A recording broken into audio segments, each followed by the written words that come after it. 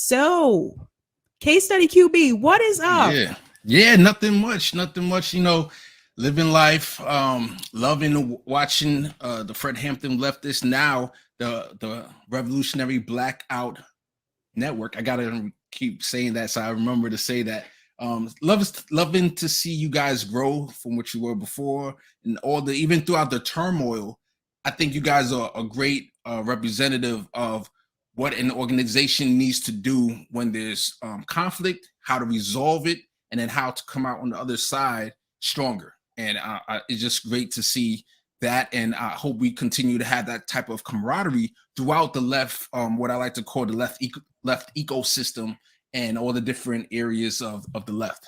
So I know we have two news stories we're going to talk about tonight, but I know there's some things that you wanted to talk about as well. So let's get into that first.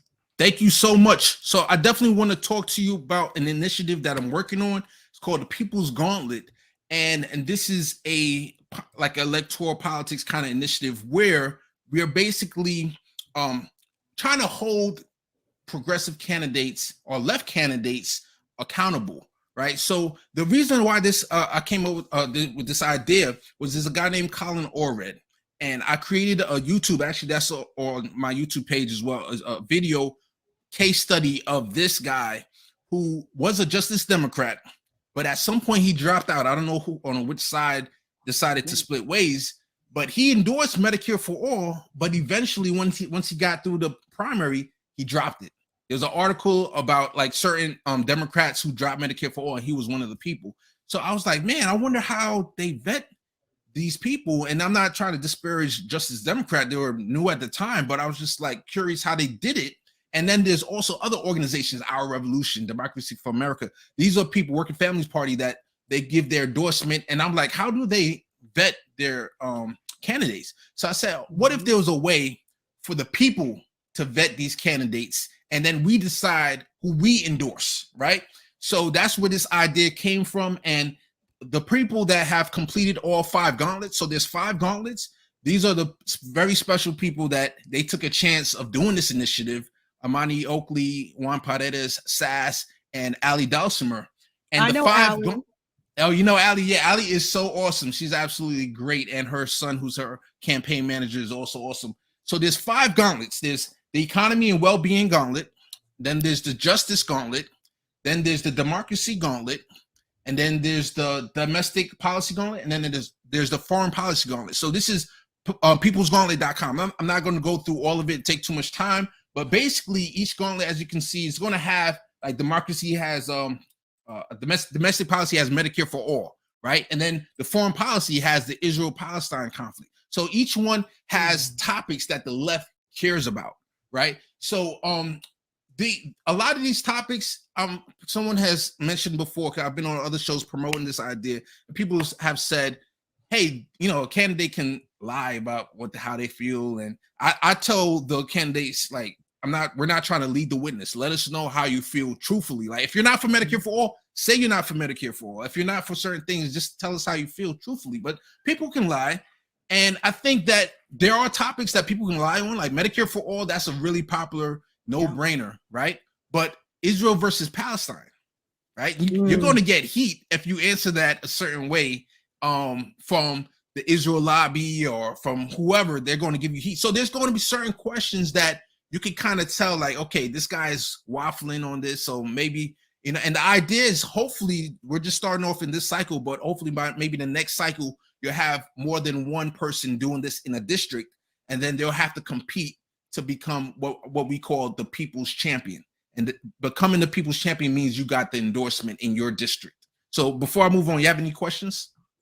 So I mean, I think this is great that there's a system to actually vet people, because that was one of the things that I think has come up with some of us with the squad, that we've noticed that, like, they didn't have a lot of political experience, and we just didn't know as much about them as we thought we did. Same thing with, like, AOC. I heard one story about her that she grew up in the Bronx, and then later on I found out that she grew up outside of New York City, and her dad was an architect. And so the story that was presented to us was that she kind of grew up in poverty, and that wasn't true. So it's like, it's important to have a way to be able to vet people. I think that that's very key. One of the questions that I have is there a possibility that you'll have third party candidates do this too? Awesome. So that's where I was about to go to that next, and I'm glad you asked. So there's right now there's 4 pages. This is the home page, and then this is the candidates page, and then real quick I'll just show the services page. These are progressive consultants. Like for example, this is a progressive poster, and I interviewed these people on my channel. So you can click. There's a YouTube link for each person, so that you can vet the consultants. You know, if you're a candidate and you want to get a because I was thinking, if I was a candidate running, I don't trust any establishment like consultants. You know, I want progressive consultants. So that's where I'm trying to build that kind of list with that in mind. So anyway, to the candidates page. So this is my 4 candidates. They're all running as Democrats, right? But we have Republicans here, so Republicans can do the People's Gauntlet as well. Then I put here movements for People's Party. I put Green Party, Socialist Party, non-affiliate, any party. This is a nonpartisan initiative. So it's a left initiative, meaning that we have left topics and we're going to focus on the topics that the left care about. But anybody, any party, I have all options on the table when it comes to electoral politics. So yeah, anybody can do it. I like the fact that it's nonpartisan. Yeah. I have a theory, Sabrina. All right, what do you want me to call you, Sabrina or Sabs? What you prefer? Either one's fine. I have a theory that with every action there's a reaction, right? So for example, even no matter how you feel about Elizabeth Warren, right? The Republicans didn't want her to be the head of the Consumer Protection Finance, you know, that department that she created.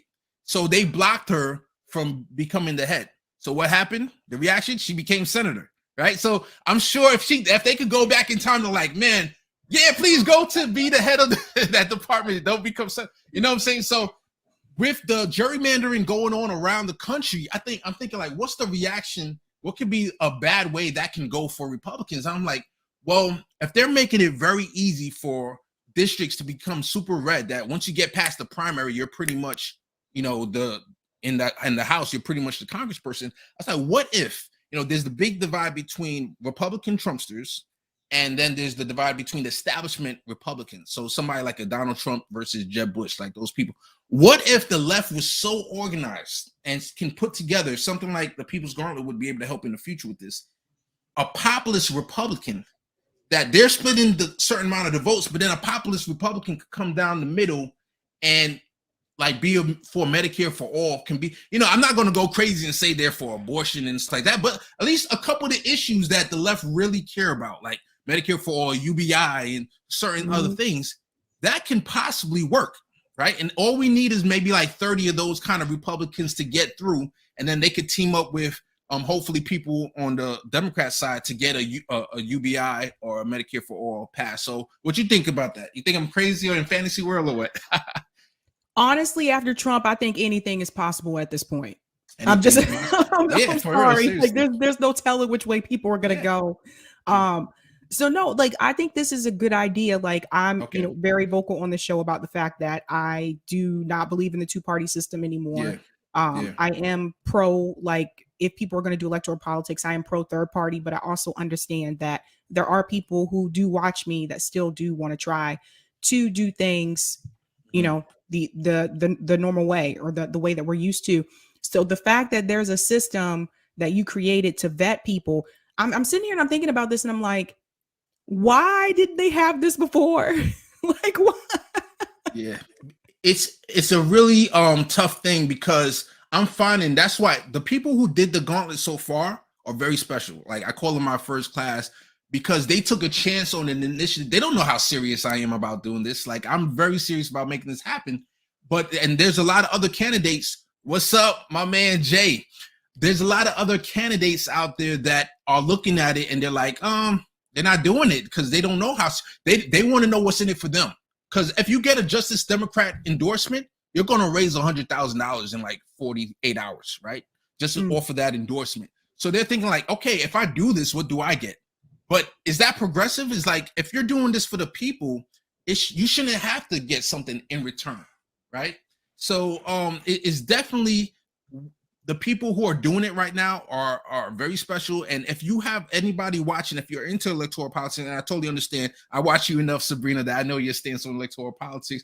If there's anybody who has their favorite progressive that you're supporting right now, please tweet at them or email them and say, hey, are you going to do the People's Gauntlet, or can you do the People's Gauntlet? And if enough people hit them up, I'm hoping that they will actually do it.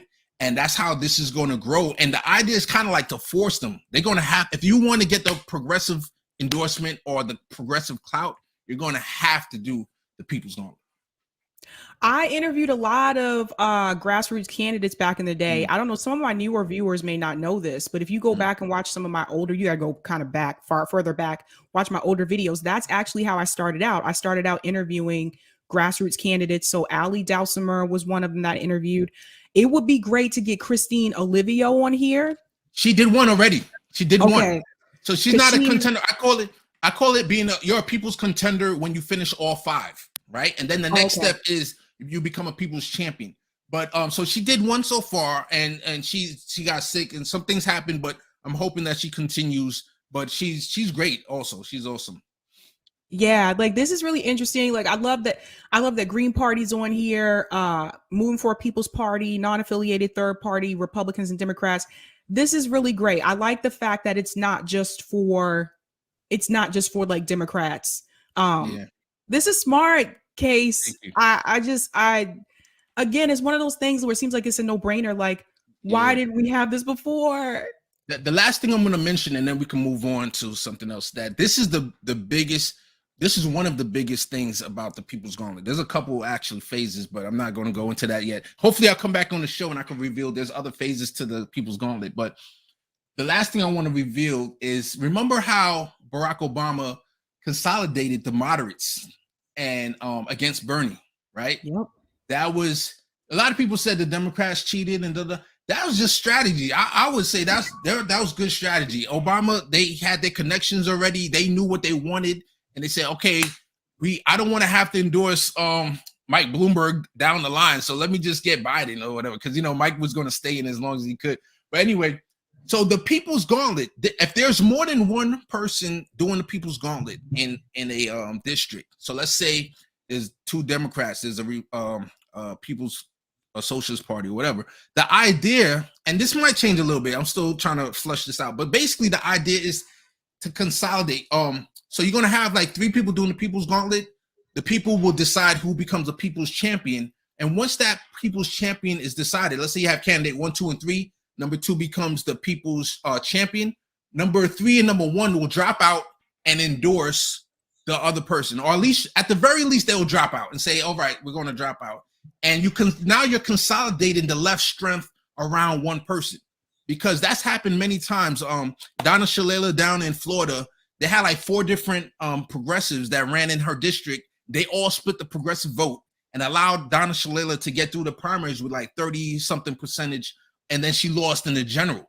So like, what if we can consolidate that left energy into one and then go up against that establishment, hopefully win and move on? So that's another powerful point that I'm hoping that people will recognize that that's something we need.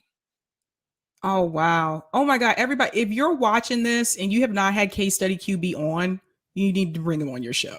I appreciate that. This message needs to be spread. Like, this is no. And Sabrina, if you have any more contenders, even in the third party, say, hey, did you do the People's Gauntlet? And like, let them know. And I'm hoping eventually, like, people will say, hey, you're not coming on my show unless you do the People's Gauntlet. Like something like that. We're going to force these people to let us know where they stand. Yeah, that's awesome. Yeah, I have a third party candidate coming on Friday. She's actually running for governor of Texas. Awesome. Okay. Hey. Yep. But okay, governors, right now we're focused on Senate and the House. Okay. So not yet for the governors, because we want to have like separate gauntlet for like specific area. So we're going to get there. I'm hoping to build out this first infrastructure and then we'll move on in the future though. Awesome. Yeah, I mean, I like this. It makes sense. It makes sense. You should be running like your own. I'm like, he should be running like his own organization here. Well, pretty much. some of the contenders, they're like unofficially advising me because I've never ran for office or did anything, like I never volunteered. So there's questions that only they can answer as people with that type of experience. So I'm very lucky to be able to call on people at certain times to help me out to kind of develop this idea. I'm going to be working with Allie's campaign manager, her son, because I have a volunteers idea, and that when we get that established, that's when I'm gonna come back on the show and hopefully tell you about the volunteer side, because that's gonna be fun. And I'm hoping to add, just to give you a little hint, I'm hoping to gamify volunteering. So what that means is if you knock on doors, you get 1 point. If you host the event, which is harder, you get 25 points. If you phone bank, you get 1 point per call. So, and then as you accumulate points, you're going to get certain things that you can do with that. So that's the idea. I'm hoping to flesh that out. I'm excited about that, and hopefully we can get that going also. Wow, awesome. I want to give a quick shout out to Roger Meadows. Thanks so much for the tip on Rockfin. Corporate media is pornography. Oh, you know Roger too? No, I'm just giving a shout out to Robin. I know Robin in the chat. Much love to Robin. She's helping me out. She's actually helping me out with the new People's Gauntlet logo. So Robin is excellent. She's awesome. Robin. Yeah. Go ahead. I was just gonna say, like, I want to put my card on the table because I'm sure there's people that's gonna say, "Oh, you're sheep herding people into electoral politics or sheep herding people into the Democratic Party." But my philosophy is I want all hands on deck, right? So whether if you're, like I just said with my idea with the Republicans, if you want to run as a Republican, go ahead, as long as you vote. If you're going to vote for Medicare for all, then you're the person that, if I was in an all red district and I couldn't vote for somebody I really want, hey, I might as well vote for somebody that will give me Medicare for all. And I actually voted one time for a Democrat and at the presidential level, and that was John Kerry. After that, I voted for Cynthia McKinney in the Green Party candidate in 2008. Right? You were better than me, Case. Yeah, so most people would say, "Oh, you voted for Obama, right?" I'm like, "No, I didn't vote for Obama because I started off as a Ron Paul supporter, right? That's how I got into politics and really started getting into it. And then a guy named Tom Hartman, he has a left radio show. He's a progressive that all he used to do was debate Republicans. And as I watched every debate of him debating Republicans, I'm like, this guy Tom is making more and more sense. And then also every Friday or every once a week, he would have something called Brunch with Bernie, which he had Bernie Sanders on his show once a week for a whole hour. And all Bernie would do was answer questions from the audience. So I'm like, why don't progressives do that now? Like, they need to go on Sabby's show, just answer questions from the audience. They need to go on, even if it's TYT or, the bigger audiences and they want to reach more people, but they need to come on our shows and help bolster mainstream media, independent media, so that we can grow. Because the way in 2016 and in 2020 we lost was partially because of mainstream media. And I would know that, with all the clips that Yeah, well, I was going to say, like, some people, that's a good point that you brought up, because I did notice, like, when my podcast in the beginning was just solely interviews, I do remember, like, some people would not come onto a live stream. See? I know some people will only do. That's a red flag to me. Yeah, I know, right? So that's something as the audience you may not know. Those of you out in the audience, like, some people will not do live streams. They'll only do like pre-records. Yeah. Can I show this chart real quick? Yep. And I just want to show this to you, and then we can move on to some of the other things if you want to. And basically, I have a philosophy and the idea of how we can have a circle of change, and I call it like circle of left synergy, right? So this is my idea. The 3 planks are the grassroots, left electoral politics, and then independent mass media. So independent mass media, that's like Sabs, that's like the Revolutionary Blackout Network, and that's like all the other different MCSC, all the other different media that are out there. And then electoral, so grassroots, that's mutual aid. So I know that's something that you guys are really into. The Revolutionary Blackout Network members are really into mutual aid.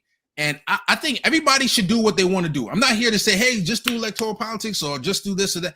I say, do what you want to do, because I need people. I learned about mutual aid through you all. right? That's how I really Well, learned, especially over that the General Strike Summit. And so I need people focused on the grassroots. Then you have people like me who I'm working on the People's Gauntlet. So I'm working on left electoral politics, trying to hold them accountable. And then you have independent mass media, which is you as well, who are pro like amplifying all the different ideas and everything that's going on. But the point of the synergy and me pointing the circles is that we have to kind of work together. We got to find a way to work together. So if you're left electoral politics, if you're a politician, you need to go on independent media, right? And then you also need volunteers. So that's why there's the arrow going towards the politician, because you need volunteers to knock on doors. So anyway, I'm not going to go too much. That's basically the idea, is that we all need each other. We have to figure a way to connect these dots. And I'm optimistic. We're not there yet, but I'm optimistic that we're going to get there. Thank you so much for showing that graphic. Yeah. What you think, Sabby? I mean, it makes sense. Like, it just, again, it's one of those things where it's just like, we've been doing electoral politics for how many years? You can't just do that one thing. Yeah. Yeah. It's there's so many other like layers to this. And I think that's like, I think it's important to try different things. Shout out Roger for the tip on Rockfin. QB talking about the same thing, corporate which head their bets in both parties. I thought of this also when I heard of a GP New Jersey congressman, might have been Gottheimer, who takes a ton of union cash. I was like, wow, why doesn't someone do this? Yeah, but Josh Gottheimer is pretty much a corporate Democrat. He's one of those 9 that were trying to hold up the BBB bill.